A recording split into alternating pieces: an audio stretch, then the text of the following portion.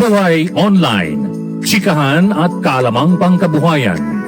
Ating tunghayan, pakinggan at tuklasin ang mga pangyayari at kaganapan sa mundo ng online. Buhay Online, chikahan at kaalamang pangkabuhayan. Alamin ang pinaka-latest trends mula sa trabaho at kung hanggang saan na ang narating ng teknolohiyang ito. At ngayon, narito na ang ating host, ang ating Techie Mami, si Jaye Bautista.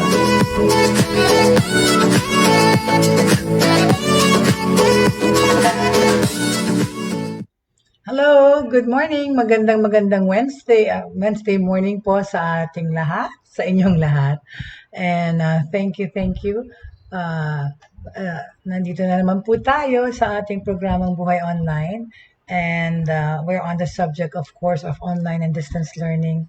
Kinakamusta po natin more than a year, actually a year and a half na of going to school online and doing modular education.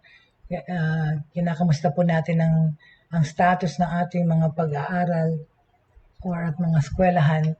Okay, and talking about also the problems that we are still facing because of online education. Of course, hold on a second, please. Anahin ko lang, sorry. I was gonna say that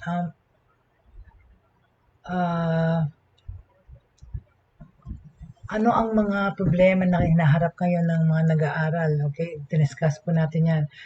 Let's just also review and repaso na yung mga announcements na ginawa in connection to this, okay?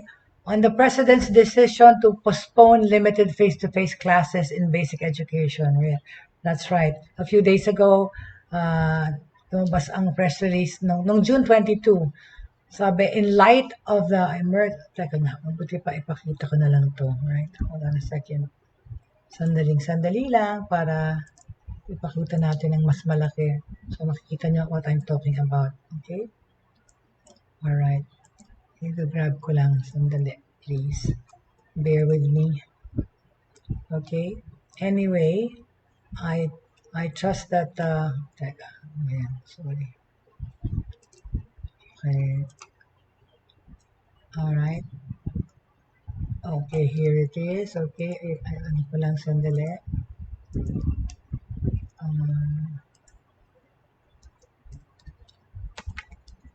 Okay. Pakita natin. I-flash ko lang sa screen para malaki, right? Tungkol sa announcement ng gobyerno, tungkol sa pagre-resume ng face-to-face classes, okay? This was a press release that was made on June 20.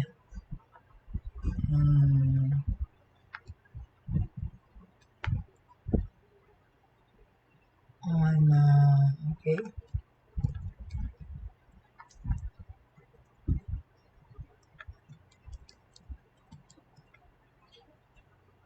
There you go. Ayan, okay. Nakuha ko na. Alright. Ayan, okay. Okay, here. I'm gonna make it bigger so that you guys can see what I'm talking about. Alright. Ayan. Ayan, tinakpan ko na yung mukha ko. Okay? Alright, so on June 22, 2021, in light of the emergence of contagious variants of COVID-19 in the country, the Department of Education, or ang DepEd, will follow the decision of the President to postpone the implementation of limited face-to-face classes in low-risk areas. So, hindi pinayagan, okay, ang pag-resume ng face-to-face classes, right? Enhanced blended learning will continue to be implemented. Yun na nga, at pinag-usapan din natin kung ano nga yung blended learning. Our utmost priority is the safety of our 27 million learners and more than 840,000 teachers. And we will defer to the professional assessment of the Department of Health, ang DOH, at saka ang IATF, and the wisdom of the President in ensuring their protection. Nonetheless, we will continue to prepare and improve the delivery of quality education no matter what the circumstances will be in the coming months. While we remain optimistic to open schools when our situation improves, we are ready to fulfill our constitutional mandate in supporting our learners and teachers in any form of learning available. We will release the final school calendar for school year 2021-2022 once we get the final approval of the President. We are proposing that he choose among either August 23, September 6, or September 13. Ayan ang mga proposed dates ng pag-umpisa ng school year 2021-2022. Okay? We are hopeful that our partners and stakeholders will come together once again in this endeavor and work with us to serve the interest of our Filipino learners. So, ayun. So, wala pa rin itong susunod na school year, wala pa rin face-to-face classes. At ngayon, ang pinapag-debatean or ang tinatry to determine is kung kailan ang umpisa ng pasukan. August 23, September 6, or September 13. Okay? Okay, sa ganitong paraan. So, yan. Yan ang latest from Pag-asa, hindi from DepEd. Okay? Yan ang latest from DepEd. Okay? Alright. Teka, tanggalin ko na muna sa mukha ko to. So, yan. Okay? Yan yung announcement, no? From DepEd. Okay? Alright. So, yeah. So, along that line ng of course, yung ayan, patuloy pa rin natin ang the way that we are our students are learning, our mga anak, is of course through online teaching, tsaka yung modulars, yung mga modules na sinabi ko nga may mga problema dyan, okay? Ang daming mga barriers sa pag-online education lalo na rin yun sa medical field ng pag-aaral. Pero mamaya natin pag-uusapan yan. Sabihin muna natin tungkol sa news na ito that came out today, okay? Okay, the Philippines lags behind in acting on remote learning problems, okay, amid the pandemic. This was a news report yesterday from Inquirer.net, okay, all right, na kasi when the government began to implement its distance education program in October last year, 'di ba? Ang dami-dami talagang mga katanungan, dami-daming uncertainties, pero tinuloy pa rin natin because kinailangan, okay? Ayaw nating matigil ang pag-aaral ng ating mga anak, so kahit nahilaw pa, hindi pa ready, sige tayong pag-transition sa online education. At saka yung mga wala nga internet sa modular. Ang DepEd offered various learning modalities and repeatedly assured everyone, diba, no student now will be left behind. But the learners found themselves without access to quality learning materials. Ayan ang naging problema. Modular learning was the most accessible of all the modalities kasi nga a bigger percentage of the student population ay walang access sa internet. Okay? Walang gadgets, okay? So, ang modular learning as ang pinaka naging rampant sa buong kapuluan, right? Modular learning was the most accessible nga kasi, which parents themselves preferred for their children. This involves students being taught through printed self-learning modules, okay? Pero yun na nga, yung sa promote ng issue na yun, or yung pag-transition sa modular, not just modular but online learning, nagkaroon ng bigger responsibility ang mga magulang, right? Talaga, because kailangan mo i-monitor, lalo na yung modular, kailangan mong ituro. Itong picture dito sa screen ko, on my left side, ayan, sa taas yan, makikita mo, ito yung isang teacher na dumalaw sa estudyante at kinamusta ang kanyang modular learning, alright? Because ayun na nga, ang mga teachers natin ay mga frontliners din because like yun na nga, yung sa mga remote areas, binibisita nila yung actual estudyante to check on how they're doing sa modular learning nila. Pero yun na nga, may kakulangan yung mga materials, right? At ang like nasabi ko kahapon, yung quality ng materials ay medyo hindi mahusay. May mga mali, may mga errors, pero I hope by now ay naayos na yan. Okay? Nagkaroon ng learning crisis, di ba? A learning crisis emerged made worse by the COVID-19 pandemic. Education advocates talked about this, okay? Filipinos kasi are stuck in the traditional type of learning. So, sabi ni, according to Liza Marie Campo Amor Oligario, an education psychologist, she stressed that the Philippines was never in the first place actually prepared for emergency remote learning. Alam na nga natin yun talaga. We were not prepared for a pandemic. We were not prepared for emergency remote learning. Kaya nga nagmadali, di ba? Yung pag-transition, hilaw, half-baked. Yung sarili kong anak nagsuffer sa nangyaring yan sa Ateneo, okay? Na hindi pa prepared mga materials. Pinilit pa rin magturo. You know, sabi ni Oligario, even when we shifted to remote learning, it's too traditional. Oligario is part of the faculty member of the University of the Philippines College of Education. Okay? Sabi nila, students are always asked to answer quizzes while the teacher evaluates their scores. But emergency remote learning requires more authentic activities that students can relate to. Okay? Oligario led a recent survey to assess the implementation of distance learning in the country. She found out that learning materials in the Philippines were more teacher-centered and book-centered, as parents often believe that their children could only learn when they were bombarded with more activities.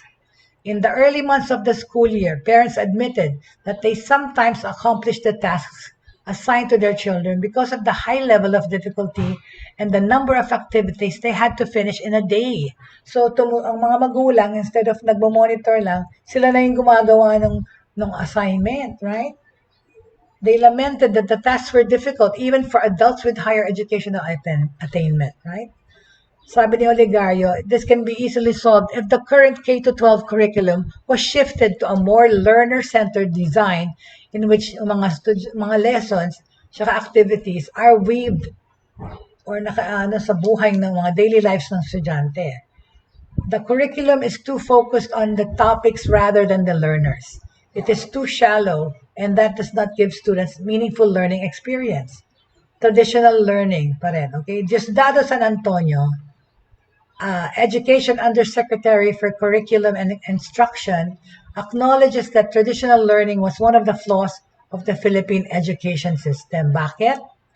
Traditional mindsets take time to change now. It's also part of the perceptions and perhaps even the culture of our country where some parents may question sudden changes. Okay?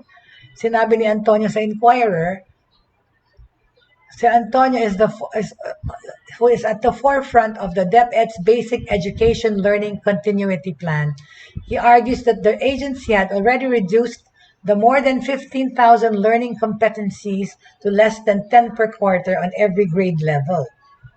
Kung yung old curriculum was used at present, then it would be impossible for students to actually learn what is needed at their age. We really agree that there's a need to make sure that the pedagogy is learner-centered, and we try very hard to do this even in the distance learning delivery modalities, okay? So, laging behind pa rin, okay? Last December, ang DepEd ay nag-propose ng pilot implementation of limited in-person classes in areas classified as low risk to respond to the challenges of distance education.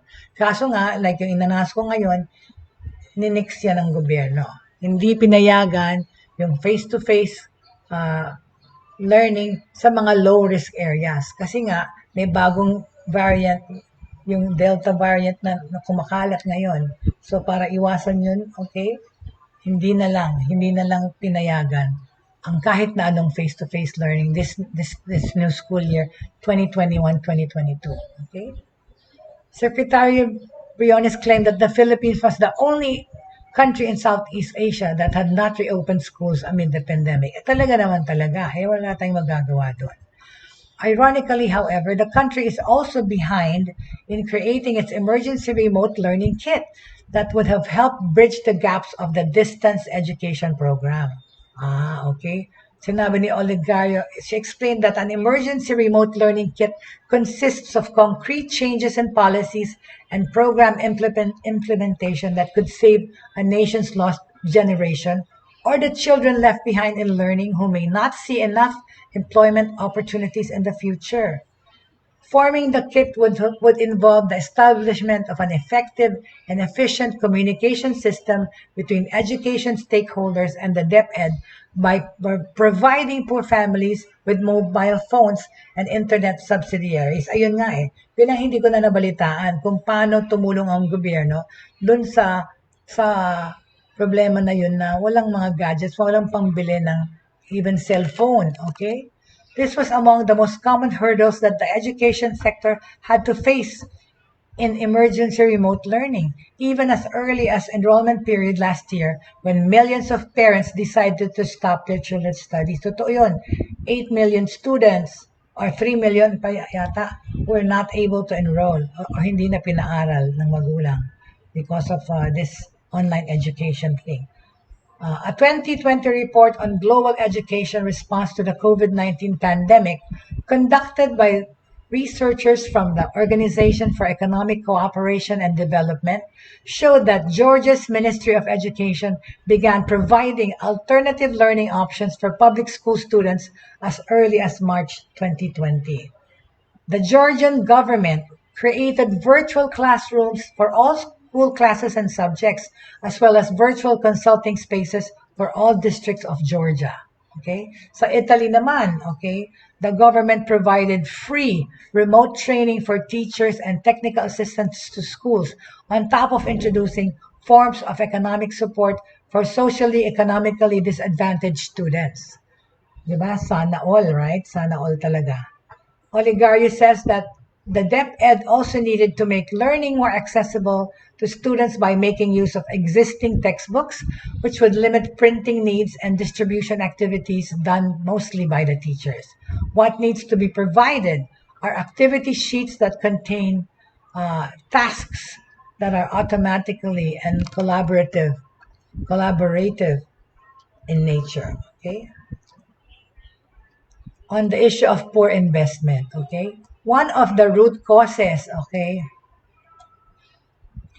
One of the root causes of these problems in the system is the government's poor investment in quality education. Sabi to ni Love Basilote, the Executive Director of Philippine Business for Education, okay?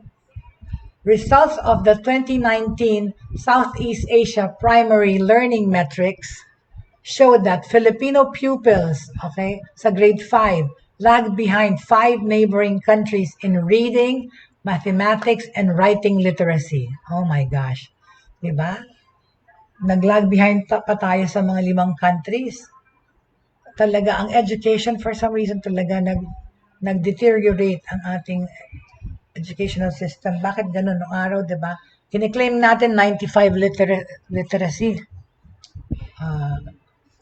Pero Diyos ko, yun na nga, even yung English nag-deteriorate na yung quality ng English speaking sa country natin. To begin with, Basilote says millions of learners already did not have access to adequate learning materials, which was proven in the 2019 CPLM, the learning metrics na ginawa. Okay? The study, which was conducted by the United Nations International Children's Emergency Fund in February 2019, showed that some 20% of grade 5 pupils of Filipinas shared textbooks in reading and mathematics, and some textbooks were shared by more than 2 learners. Ang mga batang nag-aaral in larger institutions where they were provided with 1 textbook each performed significantly better than children in smaller, less well-resourced schools. So, mas nag-perform better, of course, yung may sariling libro kaysa doon sa mga nakikishare. Of course, education is long-term. We say that there should be a sense of urgency because the impacts or implications are long and the problem is really such a low point that it cannot wait. Totoo naman, talaga. Sabi ni Basilote. On the issue of low-hanging fruits, ano to, okay? While there have been efforts to stem the learning crisis, Basilotti points out that several low-hanging fruits that could be immediately reached but are not given enough attention, such as providing conducive learning spaces for students and correcting errors in learning materials. Talaga naman talaga. Forever na yata to, no? Perennial problem na ito na yung learning materials merong mga mistakes, may mga errors, okay? But even the government acted with more but even if the government acted with more urgency now, Basilotto says concrete results can only be felt in 20 to 30 years when the younger generation becomes part of the workforce. Ayun yung test of time, okay? It could really go bad. It could really go bad if we don't act now. If we do something now and we all work together to get there, we muster up all the resources we have. I think we can definitely stem this learning crisis or stop and reverse the trends in learning, sabi ni Basilote. They always say that it takes a village to raise a child. For education, you can also say that it will take the whole of the Philippines to address the learning crisis. I don't know if naririnig niya, pero yung kapitbahay ko nagpapatugtog na napakalakas. Anyway. Alright? So, yan ang mga problema na kinaharap natin, right? Sa ating modular learning or distance learning. Okay, per se. Alright, so, doon naman sa medical side, alright? Sa medical side ng pag-aaral, okay? There are barriers to online learning in the time of COVID-19, okay? Sabi ng mga medical students sa Philippines, okay? In March last year, the coronavirus, of course, forced medical schools in the Philippines to stop face-to-face learning activities and abruptly shift to an online curriculum, okay? The medical students in the Philippines, okay, conducted a national survey, all right, to address online learning in the Philippines by way, of course, studying medicine. The study aimed to identify barriers to online learning from the perspective of medical students in developing countries, okay? All right. The authors of this study sent out an electronic survey to medical students in the Philippines from 11 to 24 of May last year, using a combination of multiple choice, okay, Likert scale and open-ended questions. The following data was obtained: demographics, medical school information, access to technological resources, study habits, living conditions, self-assessment of capacity, and perceived barriers to online learning and proposed interventions, okay? So ang result, among 3,670 medical students, 93% owned a smartphone. Ayan ang nakita. 83% had a laptop or desktop computer. To access online resources, 79% had a postpaid internet subscription, while 19% used prepaid mobile data. Under prevailing conditions, only 1,505 students among the 3,670, okay, which is 41%, considered themselves physically and mentally capable of engaging in online learning. Barriers were classified under 5 categories: technological, individual, domestic, institutional, and community barriers, okay? Medical students in the Philippines confronted several interrelated barriers as they tried to adapt to online learning. Most frequently encountered were difficulty adjusting to learning styles, having to perform responsibilities at home, and poor communication between educators and learners. By implementing student-centered interventions, medical schools and educators played a significant role in addressing the challenges during this pandemic. Okay. All right. Of course, again, we define online learning as the use of electronic technology and media to deliver support and enhance both learning and teaching, and involves communication between learners and teachers utilizing online content. Okay. Could you hold on a second, please? Because I just have to get some water to drink. Nagda-dry yung throat ko. Pasensya na, sorry.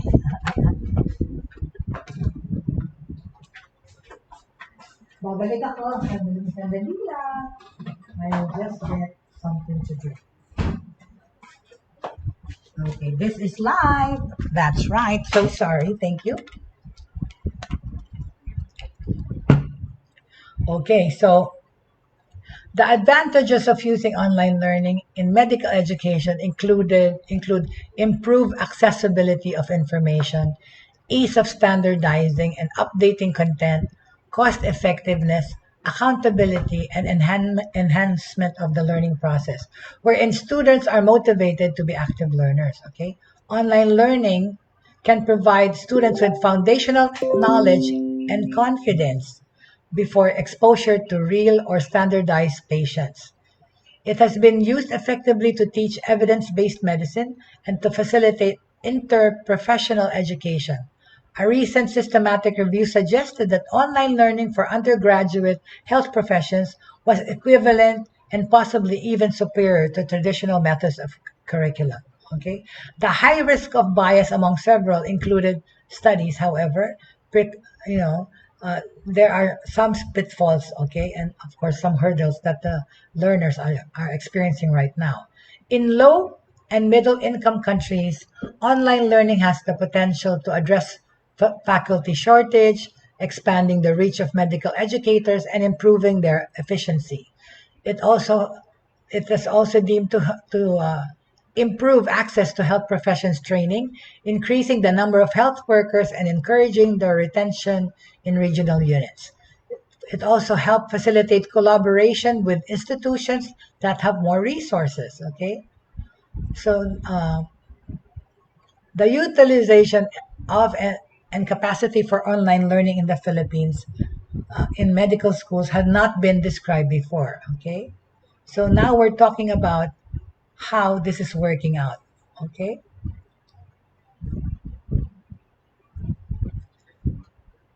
Okay. The National Survey of Medical Students in the Philippines conducted a nationwide cross-sectional study among medical students in the Philippines from May 11 to 24 last year. Through an electronic survey in Google Forms, okay, yan ang gamit, Google Forms, okay. At that time, online classes had been ongoing for 8 weeks, and most medical schools were nearing the end of their academic year. Face-to-face learning activities remained suspended in all medical schools for the rest of the year.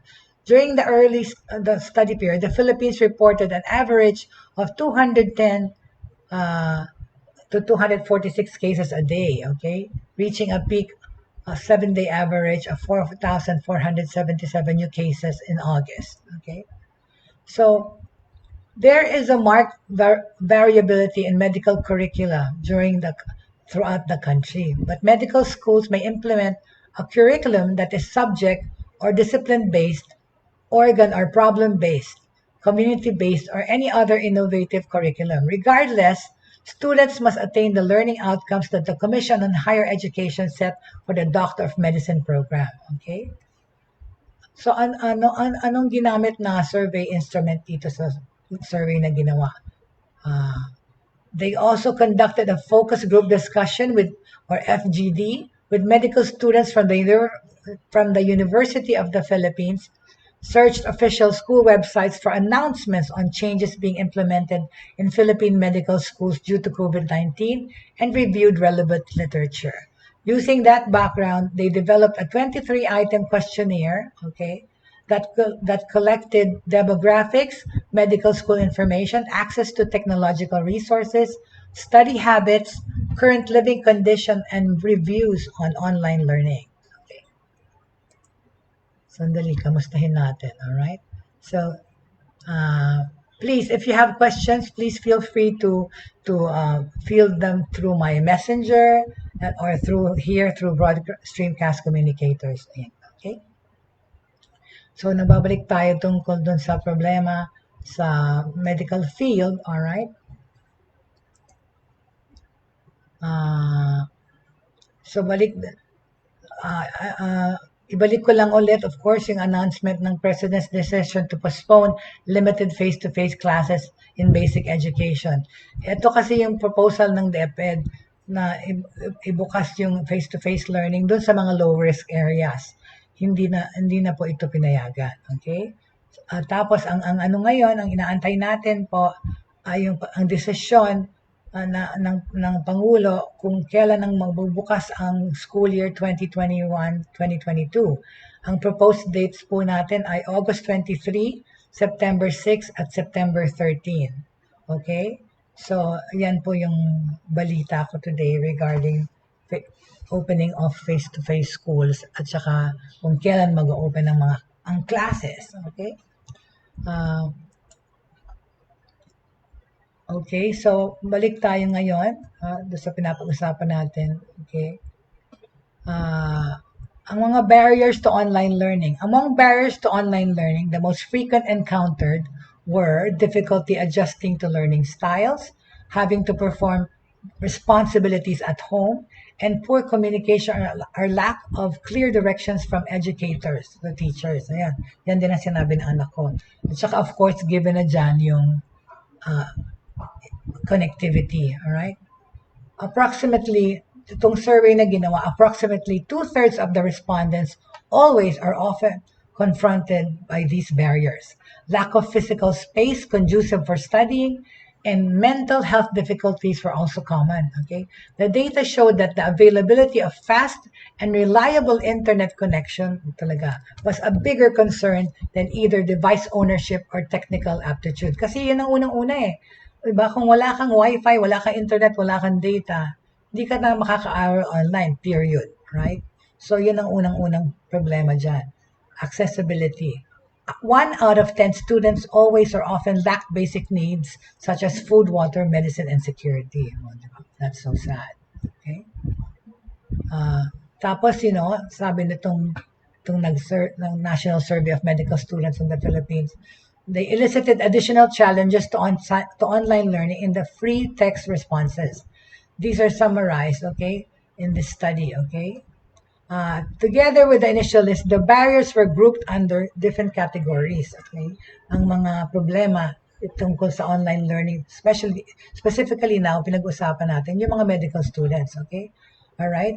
Ano-anong problema to? They were grouped into these categories. Technological, which pertain to hardware, software, and internet connectivity, which is really the main problem sa mga nag-aaral. Okay? Online. Individual, which involve students' learning styles, physical and mental health. Domestic, which are concerns at home or within the family, including financial distress. Okay, yan bumabalik yung pinag-uusapan na ano ang mental situation or psychological state ng inyong nag-aaral or estudyante, because more than a year and a half now, okay, students are doing distance learning, whether it's online learning or modular. Nagkaroon talaga to ng psychological effects sa marami, right? As much as tumuloy na sa mental health issues, right?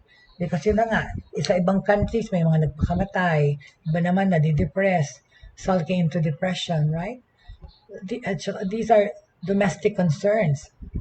Pati ang mga magulang na stress na rin talaga, because especially when para ka nag-homeschool, nasa kanila yung responsibility ng mag-monitor and even at times, more often than at times, teaching the material.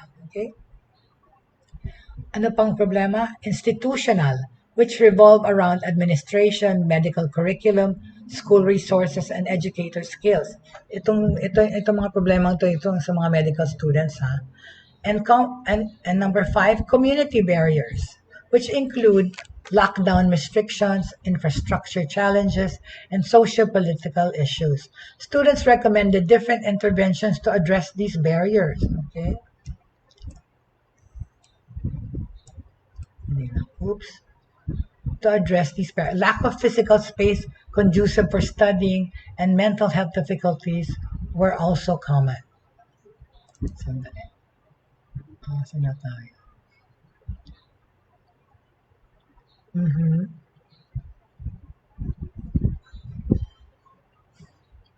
Okay?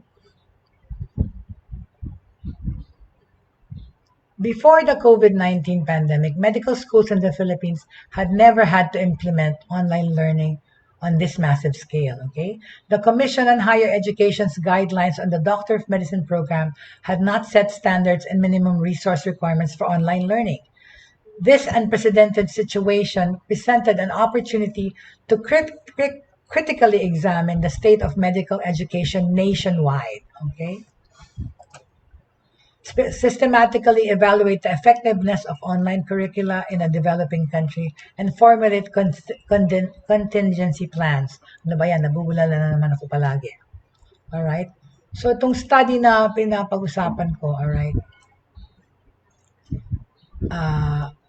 this paper provided information, important baseline data for these efforts, okay? Contingency plans for similar circumstances in the future para prepared na tayo. Okay? We show, tapos nakita ng studies na to that the number of medical students with limited access to technological resources was not negligible. Because talaga naman, yan ang pinaka-importanting issue dyan.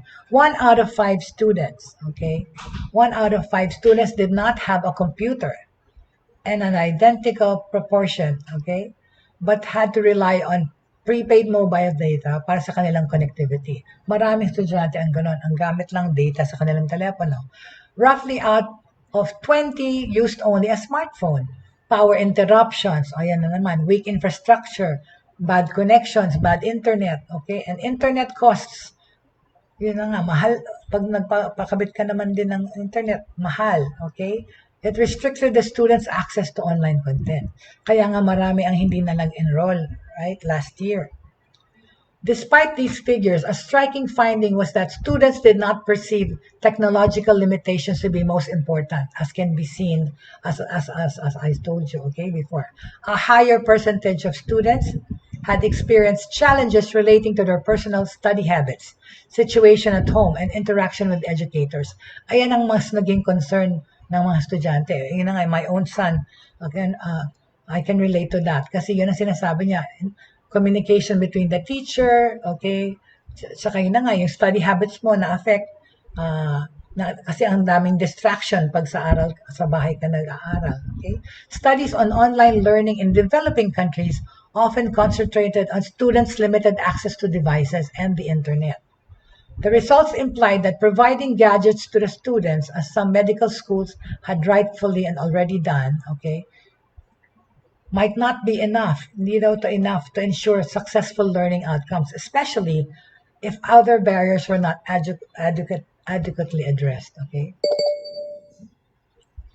Okay, yung data na nakalap natin also confirmed itong survey na to, the study na ito. It also confirmed that traditional teaching materials like teacher-led classroom-based learning activities continued to be the norm in Philippine medical education. Almost 3/4 of the respondents, or 74%, indicated that prior to the pandemic, no more than 8 hours were allocated to self-directed learning in their weekly schedules. As a result, the abrupt shift in curriculum delivery, which required a simultaneous adjustment to learning styles, had been difficult for the students. Okay?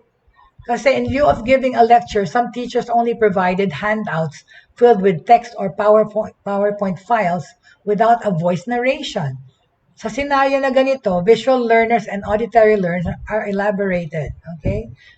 Nahihirapan ng iba na bigyan lang sila ng written material to read, which is actually yan pa rin. They are given lots and lots of material to read, pero walang nagkukwento, walang nagko-conduct ng lesson na merong voice. Okay? Of course, wala nang ang visual, wala pang boses. Kasi iba talaga yung aral na nagagawa mo pag nakikinig ka sa nagle-lecture rather than just reading it yourself. Okay? Respondents said that studying topics on their own was more difficult compared with studying topics that teachers had previously discussed in the lecture. Thus, to comprehend the same amount of information, students needed more hours in the current setup. Yun na nga yun. Kung nag-devote ka lang ng 8 hours a day sa school, pag nag-aaral ka online, mas mahaba yung hours na spend mo kasi binabalik-balikan mo yung binabasa mo or ibababa mo muna, babasahin mo ulit, right? Okay. To address this concern, educators should minimize the cognitive load of learning activities to what is essential. Multimedia learning tools should be engaging and entertaining. Kaya nga, kasi nabobore yung mga magbabasa lang sa bahay mag-isa. Di ba? Kasi pag pupunta ka sa eskwela, wala ka naman choice. Nag-aaral ka with your classmates at yung mga lecture, naririnig mo. Pero ito, yung ikaw ang, like yung anak ko, iniiwanan ng 200, 500 page materials to read in a day. And sometimes, pag walang picture, walang interactive thing, nabobore yung estudyante. So, just read and read and read all day. Because nowadays kasi, you have multimedia learning tools that should make your lessons engaging and entertaining. But at the same time, it's devoid of clutter and distracting content.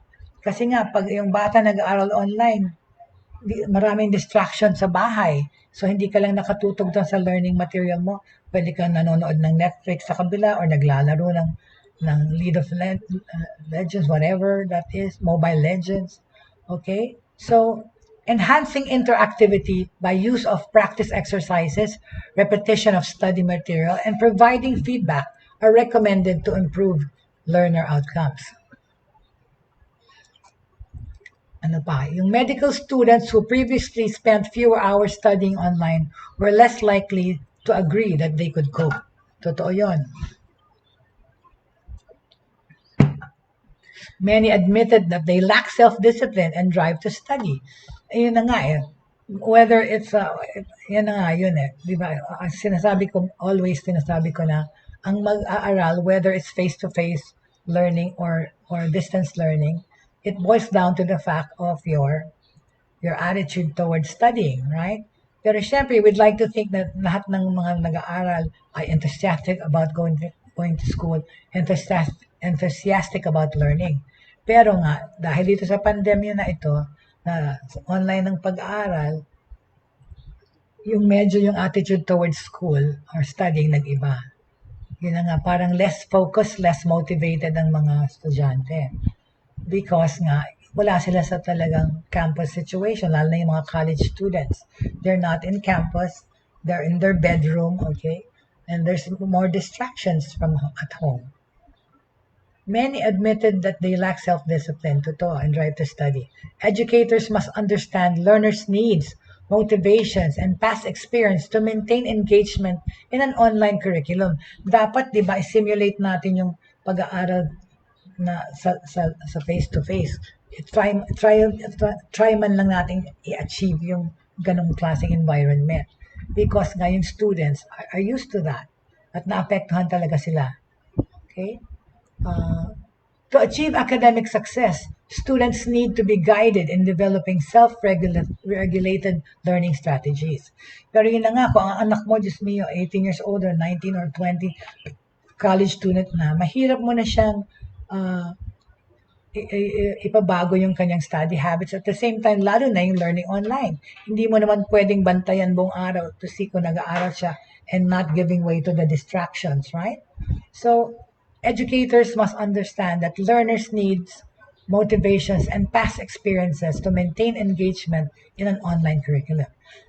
And to achieve academic success, students need to be guided in developing self-regulated learning strategies, which include, time management, metacognition, critical thinking, and effort regulation. As students become more familiar with online learning modalities, they may be expected to adapt and have a more favorable perception towards online education. Pero yun na nga they have to be educated too, right? As much as the teachers needed training before that they go embark on online teaching. The pandemic had also caused psychological stress among the students, making it difficult for them to focus on studying. Totoo ito. They expressed feelings of anxiety, burnout, loneliness, homesickness, grief, and hopelessness even. Yung mga estudyante naging worried about online assessments. Okay? future plans in medical school, lalo itong mga medical students, possible delays in training, and safety of their families from COVID-19. Overall, itong study na binabanggit ko, itong pinag-usapan ko, barriers to online learning in the time of COVID-19. Ito yung National Survey of Medical Students in the Philippines. They conducted a study, okay? Overall, 86% of the students reported experiencing some degree of mental health difficulty. Yan ang sad part eh. Nagkaroon ng psychological problems to mga nag-aaral, especially college students and specifically medical students per se, because of course we know how more serious it is to study medicine, right? Okay? Buhay ng tao yung mga inaaralan yung i-extend. And extensive studies talaga. Are intense study. Similarly, high rates have been reported among medical students in Turkey and in Japan and Australia, and their concerns mirror that of Filipino medical students' concerns. Okay, they noted that difficulty adjusting learning styles and mental health concerns were more common among female and non-binary respondents. Those in the first 2 years or medical school, yan, yung mga nag-umpisa palang mag-aral ng medicine, sila yung mga greatly na-affect nitong COVID-19 situation at pagta-transition to online learning. Overall, 86% of the students reported experiencing some degree of mental health difficulty. We noted that difficulty adjusting to learning styles and mental health concerns were more common among females. Okay, all right, and those are the first. Ito yung mga nag-aaral ng first 2 years of medical school, and those with the lower academic standing. Yun na nga, yung medyo mas lower ang grades or yung capacity to. Okay, this may partly account for observed differences in self-assessment of capacity for online learning. A large study among medical students in Japan recommended initiation of mental wellness programs that targeted enhancing self-esteem and self-efficacy. Yun nga yung sa Japan, nagpapakamatay pa yung mga estudyante dahil depressed sila, dahil hindi sila makaaral ng mabuti. I'd like to welcome pala our friends to our show. Of course, hindi ko nakikita yung pangalan. Yan na naman, nilag yung Facebook ko. Hindi ko nakikita yung mga pangalan ng nanonood. Pero maraming salamat po sa pagsama niya sa akin today dito sa ating programa. Na pinapag-usapan po natin yung mga barriers to online learning that students are experiencing right now. Specifically, medical students, right? Like kung ina-wonder talaga, paano mag-study from home? Paano mag-online studying yung mga medical students? May lab yun, di ba? May lab work. Paano nila i-facilitate yung lab? Di ba? Yung lab work. So, ito, dinidiscuss natin ngayon tungkol dyan. Okay, so going back to the barriers, right?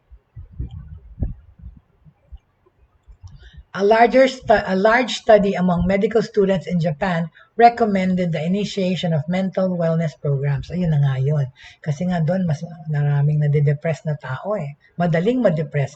Kasi nga yung mga Japanese, di ba, they keep to themselves. Hindi nila ma-voice out yung feelings nila. Hindi nila ma-voice out yung mga concerns. Tinatago lang lahat. So, yun. Yung depression nila nagsiset in. Mas madali, right? So, the Japanese government recommended, the medical society in Japan recommended that dapat magkaroon ng mga mental wellness programs then offered online to help build the self-esteem of the online students. Okay, it should target enhancing self-esteem and self-efficacy with focus on resilience training. All right, talaga naman. I think this is necessary also for any country. Living in urban areas, economic stability, and living with parents have been shown to be protective factors against anxiety among the students in China. Okay, so sa China, nakakatulong yung fact na they live with their parents pa, or there's moral support from other people. It was evident that more time spent at home did not necessarily equate to more time for academic work. Yun na nga, kasi nga mas maraming distraction sa bahay. Hindi conducive to studying well and studying good, okay? There were students who could not concentrate because they were constantly exposed to conflict among family members. Yun pa, especially kung nakatira ka sa maliit na bahay. Tapos, nandiyan ang pamilya mo, 5 kayong anak, and sometimes nag-argue yung magulang nyo, naririnig nyo, right? So, na-affect din kayo ng situation at home. But there's nowhere to go because you can't go to school. Of course, in the normal pre-pandemic days, okay, a lot of students look forward to going to school, to leave the house to go to school. Actually, our children spend more time outdoors in school than with us at home. Umuwi lang yan, tapos matutulog na, right? Pero yun na nga, kaya nagkaroon ng depression because of that face-to-face engagement with other people. Kasi they're confined to their family members na minsan nag-argue pa, so nadadala nila yun sa kanilang pag-aaral, yung mga problema. Even in the absence of domestic dispute, some found it hard to turn down conversations with parents or siblings. Yun na talaga. Hindi nag-aaral ka, nakikipag-chismisan ka, sumasali ka dun sa ano. Kasi naririnig mo, dahil nga, yung place mo, yung work area mo, is not far from them. Kung lalo na kung maliit lang ang bahay nyo. Wala kang kwarto of your own mapuntahan para magkaroon ng privacy sa pag-aaral. So, naririnig mo yung mga kwentuhan nila, napapasali ka na minsan, right? Filipino families are characterized by cohesiveness and reciprocity, okay? And the most educated members are often expected to act as the caregivers or household heads, okay?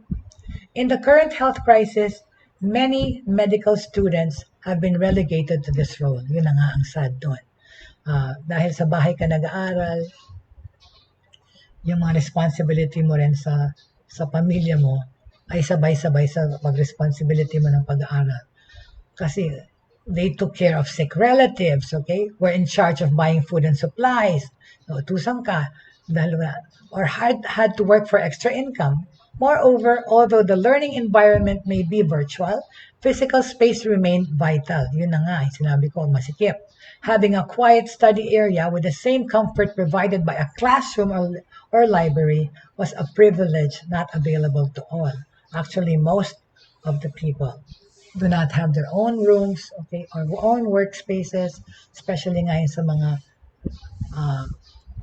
more underprivileged, okay, na ang daming anak, lahat nag-aaral, whether it's modular or online, di ba, paano mo matutulungan sabay-sabay yung mga anak na yun, or kung isa lang ang computer nyo, 5 nag-aaral, mahirap din mag-share. So, time management, monitoring, napunta yung lahat ng responsibility na yan sa magulang. So actually, in a way, stressful din para sa mga magulang itong online education na to eh. Medical students doubled the readiness, okay, of their schools to transition to online learning. They cited lack of guidelines, unfair policies, haphazard class schedules, low quality of teaching materials, ineffective teaching strategies, and excessive class requirements. Totoo yan. Because, my own son complained about this. Ulitin natin ang problema. It's the readiness of their school to transition to online learning. Nangyari yan last year talaga. Hilaw pa ang pagtuturo online. My own son suffered this plight. He even enrolled in a summer program last year. Okay? Of course, mahal na nga yung binayad mo. Parang yung quality ng education na binigay ay hindi value for money. Sa totoo lang, I'm sorry. Kasi nga, bago pa lang noon ang pag-transition pine-prepare pa rin yung mga curricula na inisip mo, it takes months and months to prepare. Pero minadali lahat. March 22, nag-declare ng lockdown sa mga eskwela. Ever since that time, okay? Tapos, pero nagpatuloy, nag-offer ng online education. Kailan ba yun? I don't know what month. Pero, I think May. Pero, yun na nga, hilaw pa. Hindi pa ready. Okay? So, nag-suffer yung pag-aaral ng mga bata. So, yun ang complaint nila ng mga medical students, okay? readiness of the school material, the lack of guidelines, unfair policies, haphazard class schedules. Ayun nga, yung anak ko nga, nung finally he went back to school in second sem of his second year college education, yung schedule na binigay, na pinakita sa amin online sa email, ay hindi yun ang schedule na nasundan sa kanyang pag-aaral. Paiba-iba yung schedule. Depende raw sa teacher. Sabi ng anak ko, it was dependent on the teacher when they will have their class or they don't check attendance even. So yung motivation talaga bumaba. So, para sa mga estudyanteng nag-aaral kasi hindi sila sigurado kung anong mangyayari, right? For comparison, academic medical centers in Singapore, okay, ito yung ko sa mga medical students natin, had clearly laid out allowable undergraduate education activities and assessments depending on their pandemic alert level. In New York, medical schools formulated a strategic plan that allowed students to complete graduation requirements on time and facilitated early transition to residency. Very good, right? Of course, again, sana all, hindi naman. Communication channels needed improvement. Talaga, sobra. Students said that their views were not being heard and they lamented the lack of appropriate action from school admin in response to student feedback regarding the conducting of online learning. Well, I gave my few cents worth also to the school when after my son joined the first intercession at Ateneo, which was like after the lockdown, nag-offer yung Ateneo ng classes, parang makeup classes or whatever, special classes, to try online learning. Feeling ko, yun ang naging ginipig nila na session eh. Hindi natuwa yung anak ko sa mga natutuhan niya noon. First of all, at that time, one time a week lang nila nakikita yung teacher. There was no real teacher. Virtual din yung teacher nila. It was a recorded video of a lesson. Tapos they were given like 200, 300, 400 pages to read every day. So it didn't work at the time, right? Kasi, walang collaboration with the teacher much. Okay? They also voiced out that they needed to interact with their peers with whom they could exchange insights, resources, and opinions. The key to collaborative learning in the online environment is to harness existing and emerging technologies such as email, message boards, chat rooms, collaborative workspaces, okay? Because dapat interactive. Dapat parang kunyari, nasa classroom pa rin sila. Dapat they are able to discuss, all right? Maybe they can message themselves privately. Kaso nga minsan may group effort, group project na kailangan gawin.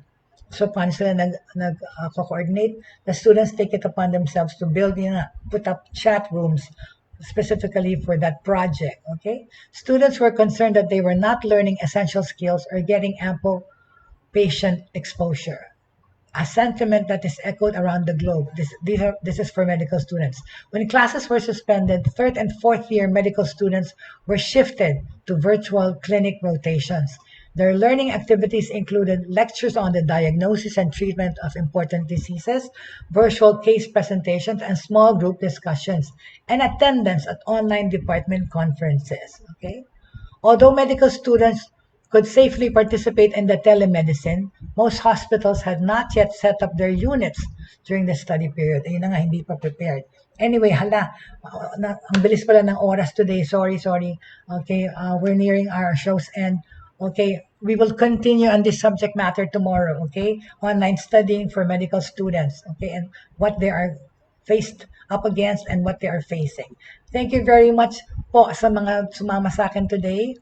Of course, ang ating topic is still interesting enough, online and distance learning, how we are coping with this in the Philippines right now, and of course, the world. Thank you so much po. At of course, wag po natin kalimutan palagi to always keep the faith in our hearts, keep the fire burning in our hearts to have faith, hope, and love for everyone. So tomorrow po, patuloy pa natin pag-uusapan itong topic na to. Maraming salamat po sa sumama sa akin today. And of course, you have a good lunch. Enjoy your lunch po. And enjoy this sunny day. Thank you very much for joining me. Magbabalik po tayo bukas. Maraming salamat.